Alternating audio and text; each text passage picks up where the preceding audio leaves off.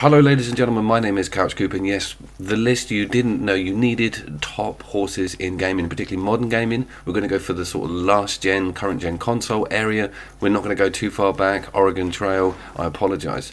I have a resident equine expert at my apartment at the moment in the form of my older sister, who has had to watch all of the footage and give me feedback on whether these horses look natural, what works, what doesn't, whether the muscles are all in the right place, mounting, riding positions, everything. So it's been really interesting. I thought I'd take advantage of some of that knowledge, and we get to go through some amazing games. If you would imagine this on a graph, good horses on the bottom, good game on the other axes, we're going for that sweet spot where the game's got to be cool, but it's got to have a horse, and we're going to rank them. So first to the weakest. This one was a lot of fun.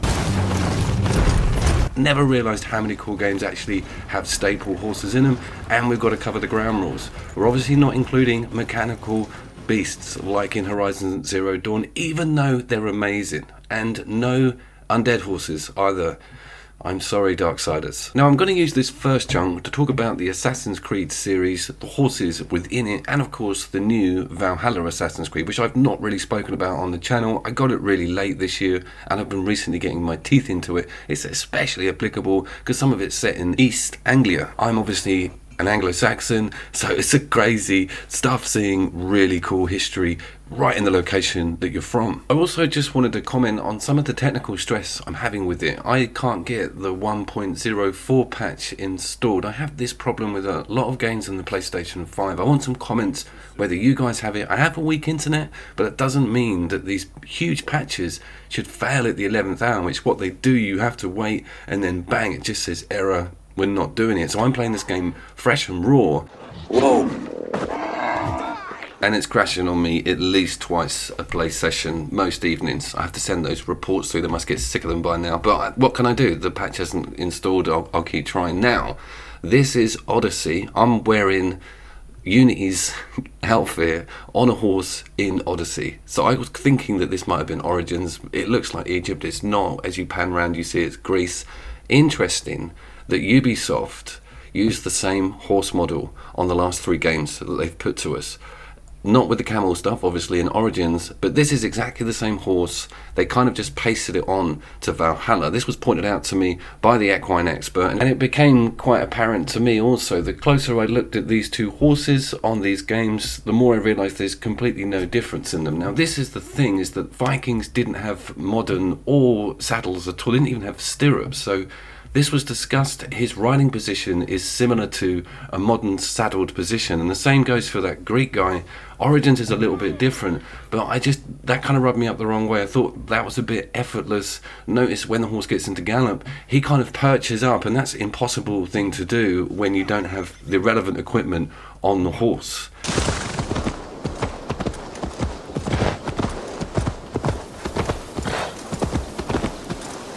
I suppose I should cover my scoring system, and it's not all about realism. There are games on here where the horse just doesn't even remotely resemble a real horse, but they've taken care to kind of keep you in that immersion.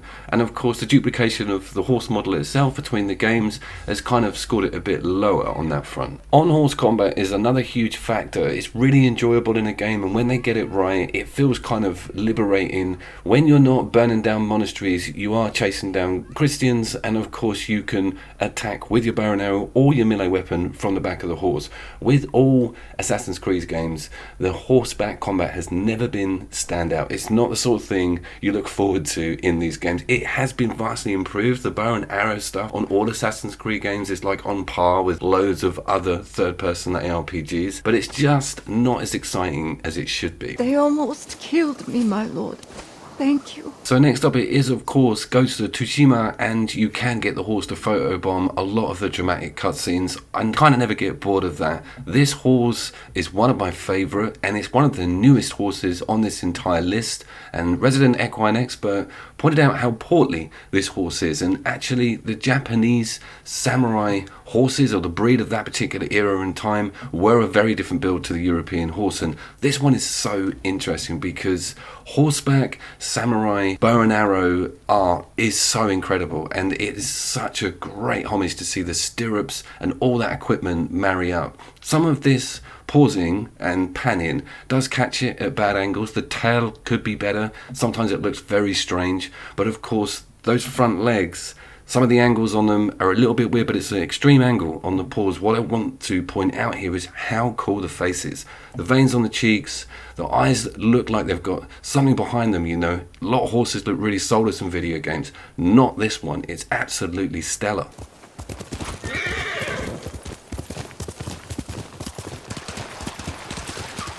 We're also scoring on horse ownership and horse bonding.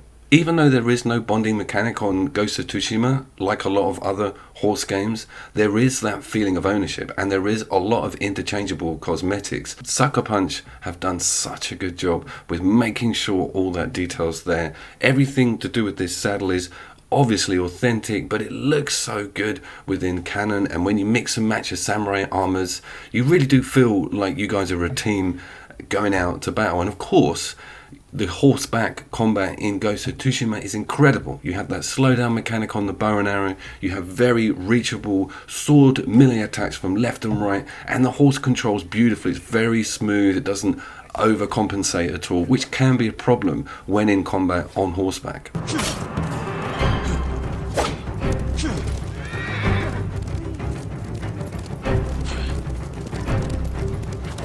I haven't actually fully explored the death mechanic with this horse. I don't think it dies. It may just run away if it is involved in heavy combat, but you do get that "don't you dare touch my horse" syndrome, and obviously people pay the inevitable price.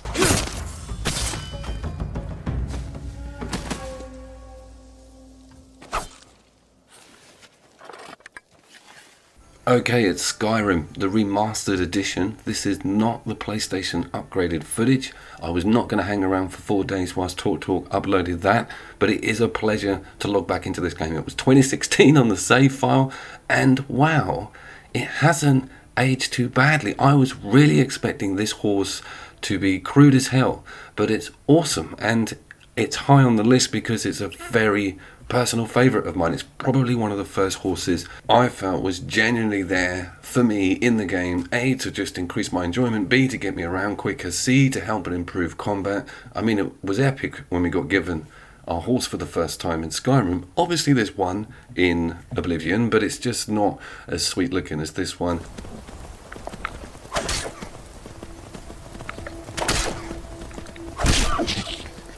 Resident equine expert had no major complaints with this one. Pretty cool riding position, saddle all marries up. This is obviously medieval time period, so pretty standard stuff. And I loved mucking around with the speed of the horse. There's 2 speeds. Majority of the enemies can only just keep up with you in your standard speed, so you can cheese them. Man, I had some fun on it. I was only in for about 20 minutes to get some footage for this video, and I had so much fun.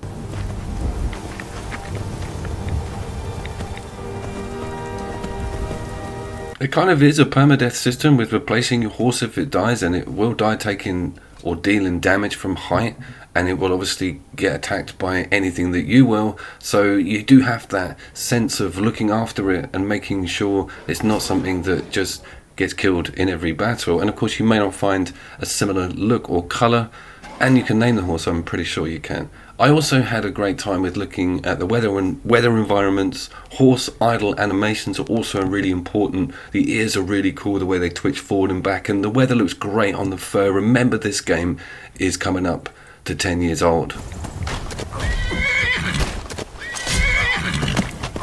One of the awesome things is that it will get involved in the fight. It's full on. We charged into this, what we soon realised was an empty castle. But to get your horse involved in every combat situation is just awesome. And of course, random dragon encounters. Love them on Skyrim. I kind of miss this game a little bit. Holy shit, a current gen Skyrim's going to look good.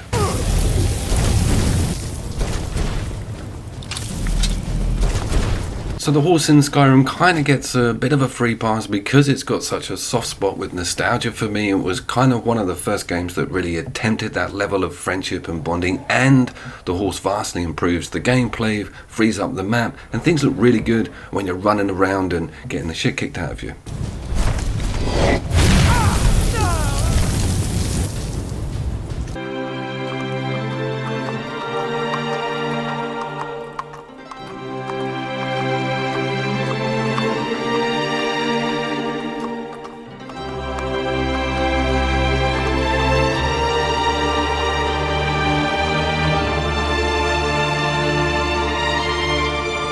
Gets me right in the feels, that intro, every time, because I first heard it on the PlayStation 2 a long time ago. This game means a lot to me. I look at it as one of the founding fathers of the channel. It really is something that was so well remastered by that team. I remember reading in the PR release of the PlayStation 2 version of Shadow of the Colossus, and it said that the horse had 200 moving parts in it, which back then on the PlayStation 2 was gobsmacking.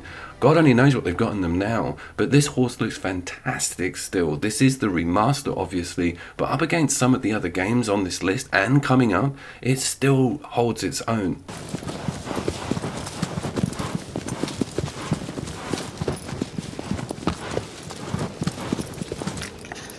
Equine Expert did point out the actual damned huge size of the thing. Now, you are a boy, but this horse is huge. And of course, the minimal equipment, very small saddle, no visible stirrups, but a cool riding position still, and a very good head and tail animation, giving the animal itself a huge sense of speed. Everything also looks good on the limbs. Those back legs do bend forward slightly unnaturally if you look at it in the cold light of day. One of the things I love about him is called Otto. It kind of reminds me of that horse from Neverending Story, wrong colour, but he is so disobedient. His radius for calling is massive.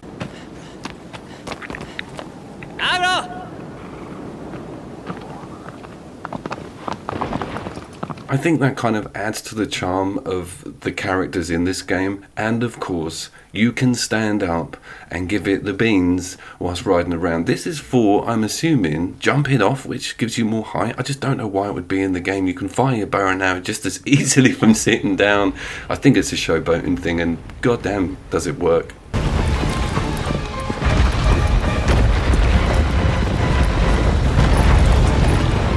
That brings us on to the horseback based combat, and it is flawless in Shadow of the Colossus. That range gunplay or arrow play is so exciting. I tell you, another game that has completely lifted this system, and of course it's Monster Hunter Rise, with the Palamute and the differences in speed you have on and off, and of course it all happening around a massive monster. Shadow of the Colossus got there first.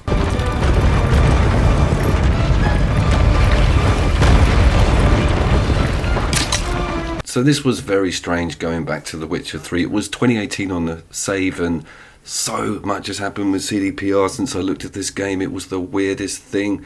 It's like someone else. It's like a different studio.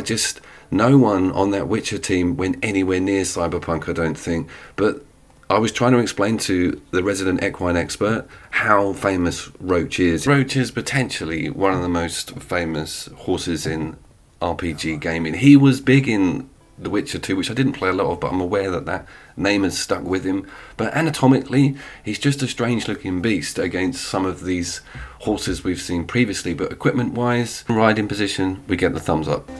Oh! There's also quite a lot going on within in-game quests and storylines, races. There's loads of stuff you can do with your horse in The Witcher 3, increase its armor, make it look completely badass, which I failed to show you, but it does have a lot of depth in that direction, especially with your speed and stamina, giving the horse a boost when it's in a race. There's so many local races to be had on your horse within that Witcher map, too many if anything, but it's a very welcome direction to go in. And of course the beauty of this map and seeing it all on horseback and at those speeds. How on earth did these people make Cyberpunk 2077? Indigenous horses are also a cool thing and something I'm scoring on. And of course, whether the horse gets spooked or you get thrown off when coming up against creatures or seeing enemies, Roach has got a very cool behaviour pattern. He does get freaked out, and you will get knocked off if too much goes down. Also, the horses do nothing but encourage the massacre that's going on here with these local vagabonds.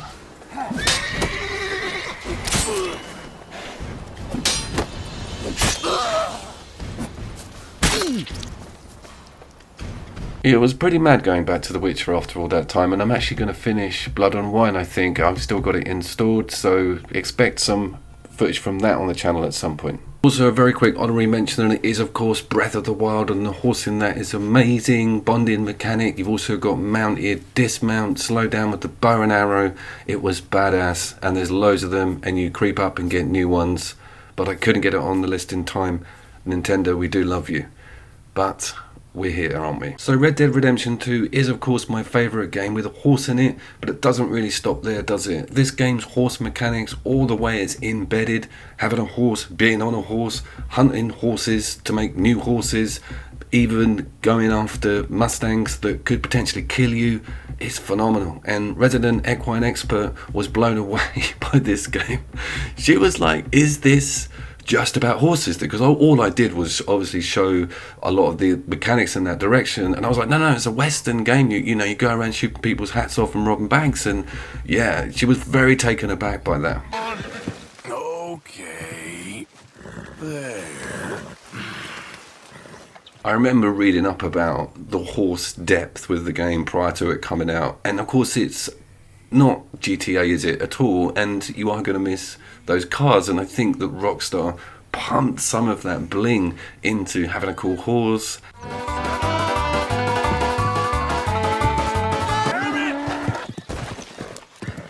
This crazy mechanic where you can just go out and find a better horse and you have to sit on it until it throws you off. There's so much going down with this game, and the random encounter aspect with being on horseback, of course, comes with its caveats. I'll talk you through this interesting piece of gameplay. NPC, completely random, little bit aggressive. I defuse a situation. He does mutter something under his breath on his way out, which causes me to take offense. So, like a man, I creep up behind him with an idea of just blasting him in the back so that he doesn't give me any crap. Nothing ever really goes to plan in Red Dead 2. I missed that first shot, and of course a horseback gunfight ensues, which is very different from being on foot, and we've got no cover around him. Deadeye, should have one-shotted him there, completely missed that. A few stray bullets come over, I get knocked off the horse, and of course this is my opportunity to get a clean shot in. Bang, he slips off, the classic stirrup death. I'm really happy with myself, until of course I turn around.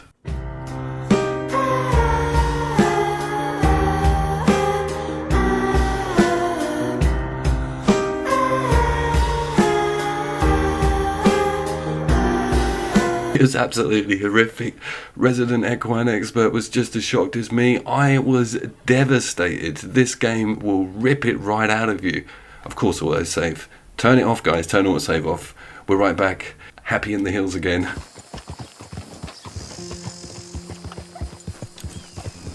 Back to the equine pimping subject and the GTA vein, and of course the developer Rockstar, they needed to add a real couple of layers of depth when it came to the horse mechanics in the game, and they are exactly like a cool car. You can get war horses, you can actually adjust all of the variables on the way the horse looks with its mane and tail and coat, but it's the breeds that are the big thing, and that's just like the car class type, and you can have some really fast horses that are extremely handy when it comes to heists and getting up behind trains, or you can have horses that just don't spook. The spook mechanic on this game is phenomenal, with crocodiles causing the horse to rear up and knock you off. So you kind of want to take out a horse for a task. You can have up to 5, and you can customize every single one of them and improve that gang of horses by going out and getting some badass wild ones. And of course the final and one of the most important scores is of course bodily functions from the horse itself, and defecation is done with style, pride and finesse by Rockstar on the rear end of its horses. Absolutely spectacular. Goes so well with the vistas and the game is just on another level when it comes to equine love. Ladies and gentlemen, I've been Couch Cube. I'll see you down there.